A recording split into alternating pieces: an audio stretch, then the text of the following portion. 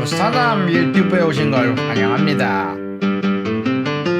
자, 안녕하십니까, 유사남입니다. 여러분들 잭슨홀 미팅 관련해서 아주 간단하게 어떤 일들이 있었는지 요약해보는 영상 한번 만들어볼까 합니다. 많은 분들이 궁금해하셨을 것 같아요. 잭슨홀에서 어떤 반응이 있었느냐, 과연 중립금리 관련해서 어떤 반응을 얘기를 했느냐, 그래서 다음번에 금리 인상 할 거냐라는 질문이 여러분들이 많은 마음속들에 있었을 거라고 예상을 하는데요. 자, 그런 부분들 관련해서 제가 여러분들에게 어떤 이야기가 있었는지 대답을 해드리도록 하겠습니다. 자, 파월 같은 경우 간단하게 얘기를 하면 이런 얘기를 했어요. 자, 우리는 데이터를 보고 판단할 거다. 근데 인플레이션이 현재 상방의 리스크를 향해 있다. 그리고 만약에 인플레이션 데이터가 높다면 우리는 언제든지 금리 인상할 준비가 되어 있다라고 얘기를 했다라고 보시면 될 것 같고요. 결국 여기서 중요한 거는 뭐다? 금리 인상을 한다라는 게 아니라 데이터가 지금 리스크가 여전히 존재하고 데이터가 리스크가 있게 인플레이션이 상방을 향해 나온다면 우리는 언제든지 금리 인상을 더 할 수 있다라고 얘기한 부분이에요.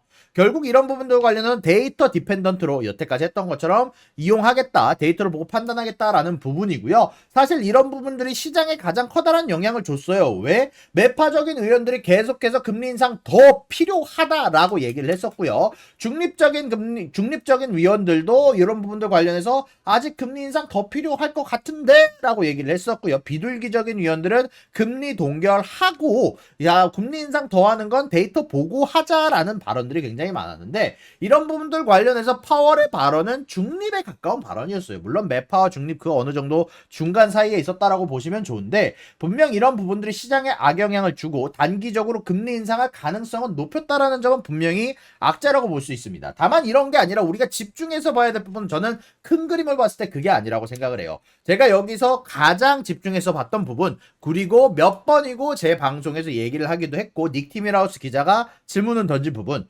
중립금리를 올릴 것인가란 부분, 그리고 인플레이션 관련해서 2%에 정착시킬 수 있을까란 질문에 파월은 대답을 했어요. 뭐라고 했냐?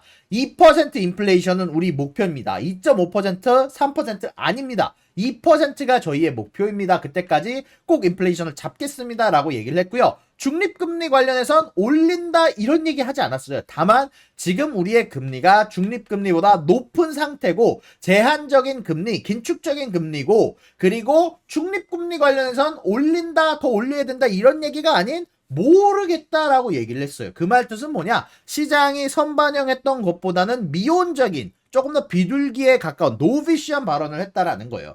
일단 파월의 발언이 노비시라는 건 아니고 시장의 생각보다는 조금 나이스했다라고 볼 수 있다는 면이 있었다라는 것 여러분들한테 알려드릴 수 있을 것 같고요. 그리고 이것 말고도 오늘 사실 파월 아저씨가 여러 가지 발언들을 많이 하기는 했는데요. 일단 인플레이션 관련해서 왜 상방을 향해 있냐라고 얘기를 하는 부분들 관련해서 지금 당장 중요한 건 노동의 공급과 수요의 밸런스인데, 분명히 나아지고 있고 임금 상승률 낮아지고 있지만 주거비가 다시 튀어오르는 모습이 나오고 있기도 하고, 최근 들어서 유가와 그리고 또 뭐 음식 관련한 부분들도 여전히 압박을 주고 있기도 하고, 서비스 관련한 부분이 여전히 우리가 잡기 위해서 노력해야 된다. 주거비는 그래도 조금 잡히는 모양새가 나오는 있는데 다시 또 칠 가능성도 있고 뭐 어쩌고 저쩌고 이러면서 인플레이션 데이터는 좋았지만 증거는 부족하고 두 달의 인플레이션 증거가 아닌 3-4달 이상이 되는 4-4개월 이상 인플레이션 데이터가 쭉 내려오는 모습이 나왔을 때, 그때 가서야 아마 파월은 조금 고려를 할 것 같은 발언들을 보냈어요. 정확히 얘기하면 2달 만에 인플레이션 데이터로는 부족하다라고 얘기를 했어요. 인플레이션 데이터 좋지만 여전히 높고 2개월 동안 내려온 것은 만족스럽지 않다. 더 쭉쭉 내려와서 우리가 자신감 있게 인플레이션 2%에 고정시킬 수 있다라고 자신감이 생겼을 때, 그때부터는 우리가 조금 더 금리 걱정을 덜어도 될 거다라고 얘기를 했다라고 여러분들이 아시면 좋을 것 같고요. 그리고 중요한 부분은 이 경제가 너무 탄탄하대요. 재미난 거는요, 지금 미국 경제가 GDP가 뭐 5%잖아요. 중국은 뭐 지금 원래 5% 간다고 했다가 계속 하향 조정되고 있는데 미국은 계속 상향 조정이 되고 있어요. 물론 이게 AI로 인한 생산성 향상 뭐 여러 가지들이 등등이 있겠지만, 중요한 건 GDP의 상승률이 지금 지속 가능하지 않다라는 거예요. 연준이 생각하는 지속 가능한 GDP 성장률은 2%, 3% 혹은 1%에서 2%대인데 지금 GDP 성장률은 그거의 2배 가까운 수치가 나오고 있다라는 겁니다.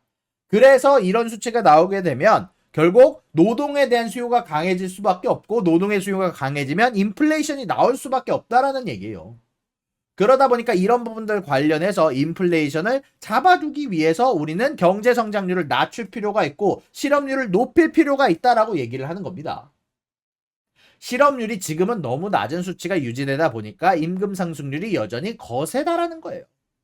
자, 그리고 여기에서 중요한 한 방이 나옵니다. 제가 오늘 사실 생각했을 때 많은 분들이 지적하지 않았지만 사실 블룸버그 뉴스에서도 뭐 메이저하게 나오지 않았지만 저는 개인적으로 이 부분에 굉장히 주목을 하고 싶어요. 일단 저번 FOMC 회의록에서도 제가 언급을 해드렸던 부분이긴 한데 이게 예전에는 항상 금리를 덜 올리는 거에 대한 위험 그리고 금리를 적정량보다 더 올리는 거에 대한 위험 언더 긴축과 오버 긴축의 리스크를 비교해 봤을 때 언더 긴축의 위험성이 더 크다고 했었어요. 왜? 언더 긴축을 하게 되면 인플레이션이 장기적으로 굳어질 가능성이 있다. 그래서 인플레이션으로 고통받는 나라들, 장기적 인플레이션으로 고통받는 나라들, 아르헨티나, 베네수엘라 이런 애들처럼 인플레이션이 장기적으로 고착화돼 버리면 그때는 우리가 잡기 위해서 더 많은 금액을 투자할 수밖에 없다라는 게 원래 파월 아저씨의 주된 의견이었는데 언제까지? 저번 달까지만 하더라도.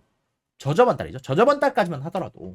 근데 저번 달에 연설이 아닌 사실 요번 달에 내온 회의록에서는 이런 언급이 있긴 있었어요. 아, 이제 슬슬 언더 긴축과 오버 긴축의 밸런스를 잘 잡아야겠다라는 내용이 사실 이번에 회의록을 통해서 공급이 됐거든요. 이야기가 됐어요. 근데 이야기가 된 부분이 파월의 입에서도 오늘 다시 나온 겁니다. 뭐라고? 지금 언더 긴축의 위험성과 오버 긴축의 위험성을 잘 조절해야 된다. 언더 긴축을 하게 되면 인플레이션이 장기적으로 고착화되면서 더 많은 비용을 지불해야 될 수도 있고 오버 긴축을 하게 되면 불필요한 데미지를 경제에 줄 수 있다. 그리고 지금 문제는 아까 파월이 언급했던 발언 중에 하나가 뭐였냐면 우리가 지금 긴축을 하지 않아도 후행해서 몇 시간이 좀 지난 뒤에 딜레이가 지난 뒤에 우리의 긴축 효과가 나타날 수도 있다라는 부분도 언급하기도 했어요. 결국 언더 긴축과 오버 긴축 사이에서 이제는 밸런스를 잘 잡아야 된다라고 얘기를 하는 거예요. 예전처럼 언더 긴축이 더 중요하니까 계속해서 금리를 더 인상해야 된다가 아니라 이제는 금리 인상을 해야 될까 말아야 될까 고민해야 되는 시기가 왔다는 걸 돌려서 얘기한 겁니다. 저는 이게 굉장히 생각보다 덜 매파적인 이게 비둘기적이라고 얘기할 수는 없어요. 왜? 금리 인상 가능성을 시사를 했으니까 이게 뭐 비둘기적이라고 할 수는 없지만 중립과 매파 그 어디엔가에 있었던 조금 더 중립 쪽에 가까운 데이터 보고 판단하겠다. 오버 긴축, 언더 긴축 잘 비교하면서 하겠다. 그리고 마지막으로 뭐 일단 중립금리 어딘지 모르겠다. 우리가 어디에 서 있는지 모르겠다. 다만 지금의 금리는 긴축 쪽에 속한다라고 했던 부분 예상보다 가벼웠어요. 예상보다 가벼웠습니다. 이 부분까지 제가 얘기하면서 사실 많은 분들이 저를 놀려댔죠. 파월 연설 끝나고 유반꿀이네 하면서 죄송합니다. 그러면서 얘기 오늘 주가 떨어졌다고 놀려댔는데 지금 주가 봐봐요. 다시 또 올랐잖아. 시한 2시간만 기다리면 주가 다시 오른다고 얘기했죠. 제가 오늘 장 마감 때 주가 오를 거라고 얘기했는데 그게 누구? 바로 유반꿀의 남자 유사남이다. 오늘은 유반꿀이 아니라 유핵제다. 최근에 유반꿀 요즘 잘 안 나와요. 여러분들이 잘 모르시는구나. 요즘 유반꿀 이야기 잘 안 나옵니다. 몇 번 얘기해드렸죠. 유핵제라고. 자, 아무튼 오늘 이렇게 여러분들에게 이야기 정리해드리면서 파월 연설 정리 이렇게 맞춰드릴 수 있을 것 같고요. 커뮤니티 쪽에 조금 더 디테일하게 파월이 했던 발언들 요약해서 적어놨으니까 궁금하신 분들은 찾아볼 수 있을 것 같습니다. 여러분들 오늘도 감사하면서 채팅창과 코멘트 남겨주시길 바라면서 구독과 좋아요 알림 설정 눌러주시길 바랍니다. 감사합니다. 구독과 좋아요는 사랑입니다, 여러분. 유사남의 구독과 좋아요를 눌러주세요. 그리고 여기 있는 비디오도 여러분들을 위해 준비한 거니까 여러분들이 항상 살펴주시면 감사하겠습니다.